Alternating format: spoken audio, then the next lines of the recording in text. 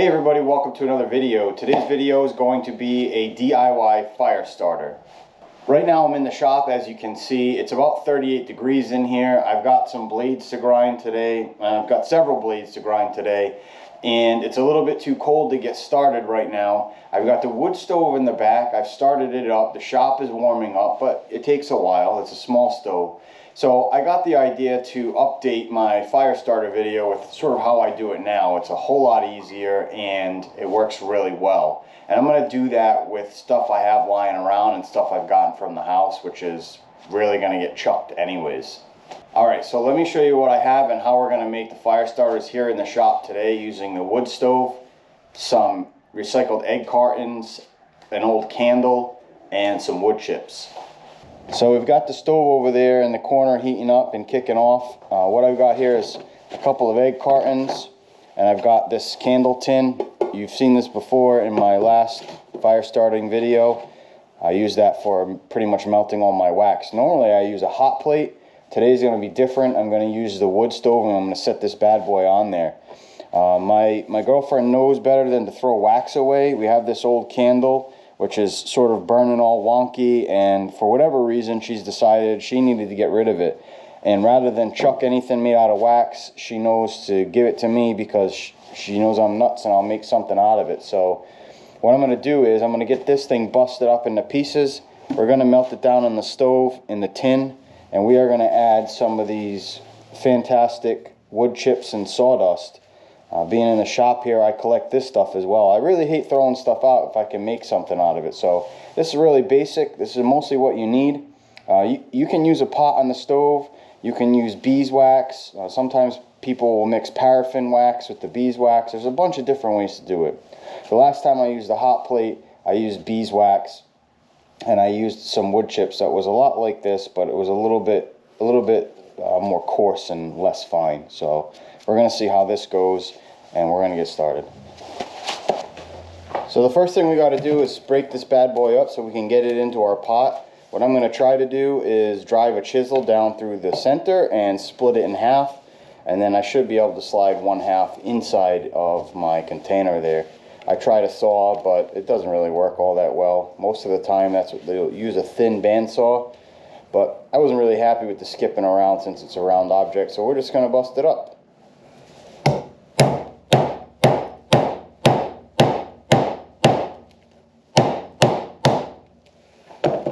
You could also use a larger pot, but in my case, breaking it into pieces works just fine.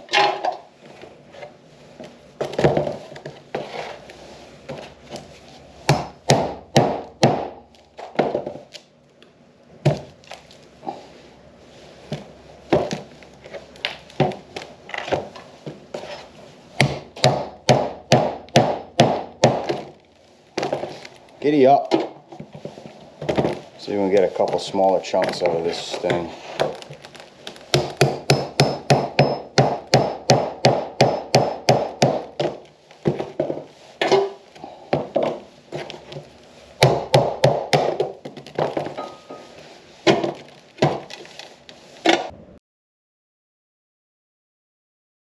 Okay, fire's rocking. I have the wax on. The fire's heating up the shop.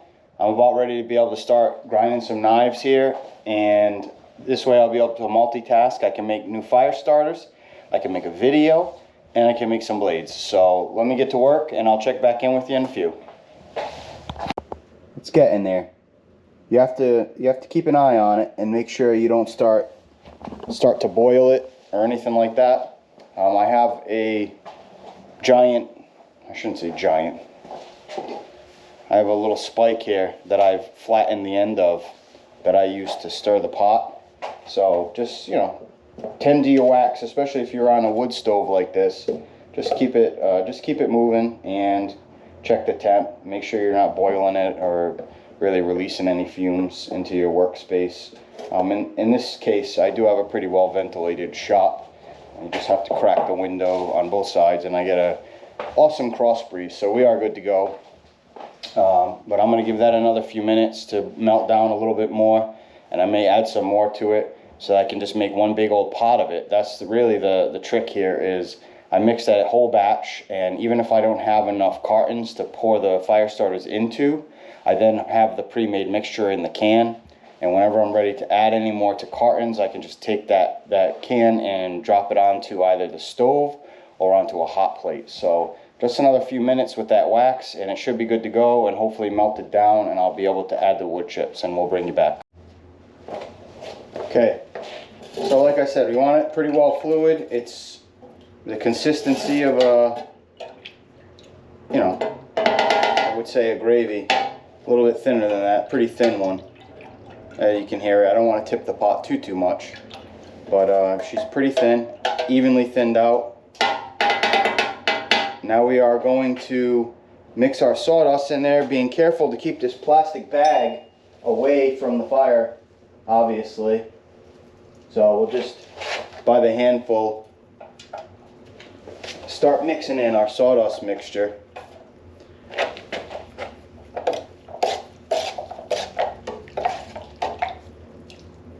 And we're just going to keep doing this until we get it to, I always say, like a fairly thick,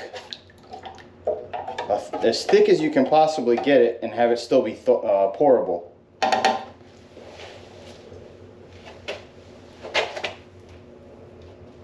So we'll put a couple more handfuls in. Keep this process going.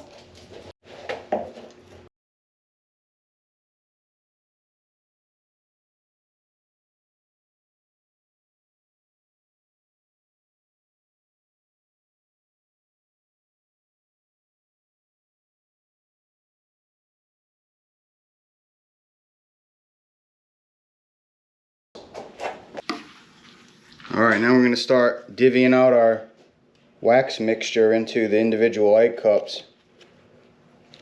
There's no real science to this, as you can see. I just start doling it out.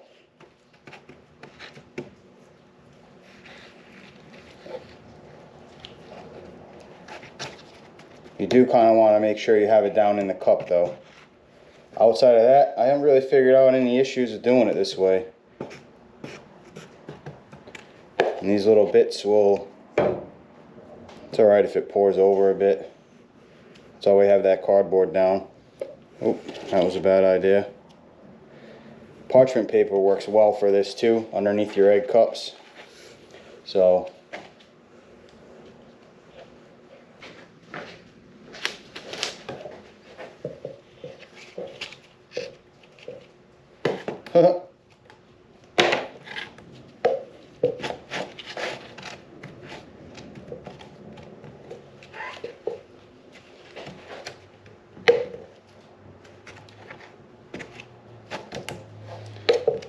you'll be the coolest kid on the block with free range fire starters.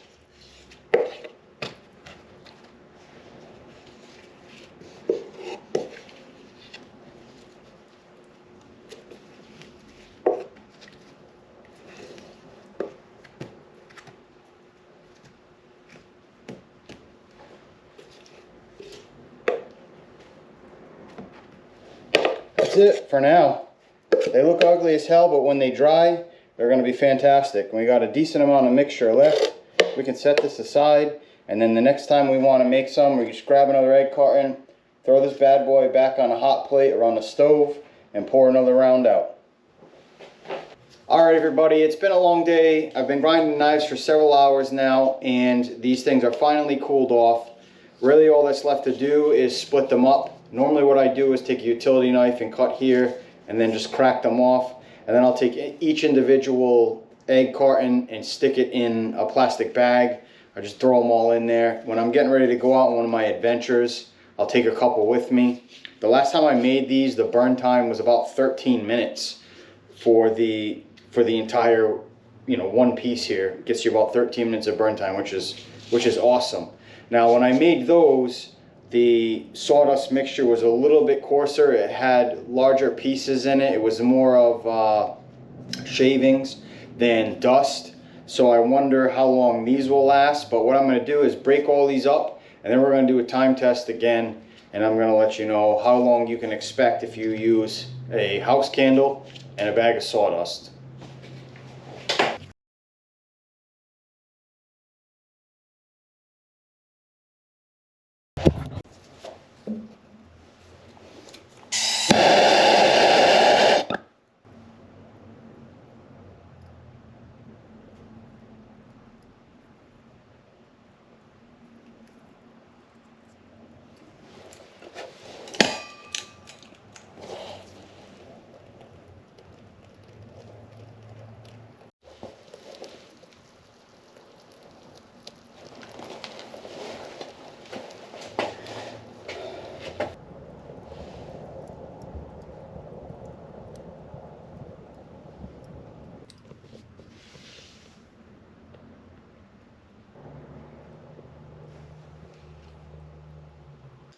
All right, everybody, I'm out of time.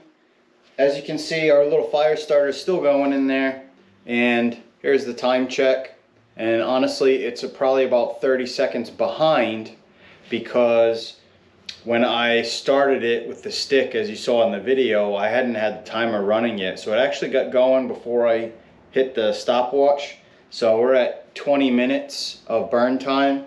It's still going a little bit. It's about to peter out here in a minute, but it's still going. And it's 20 minutes of burn time, so you could say that easily. One of those DIY fire starters will burn for 20 minutes, and as you could see, when it was first going, it was rocking. So you could probably use that as a fuel source for cooking. I am willing to put some money on you could light one of those little bad boys up and drop it into a stick stove and probably cook an entire meal for multiple people on one of those little nuggets. So their flame just died out, so 20 minutes roughly, a little bit more, and you can expect the flame for that long. And then it just peters out into a little ball of ash. So it's pretty awesome. I've made them before, like I said, using more of like wood chips, and I think they burned faster.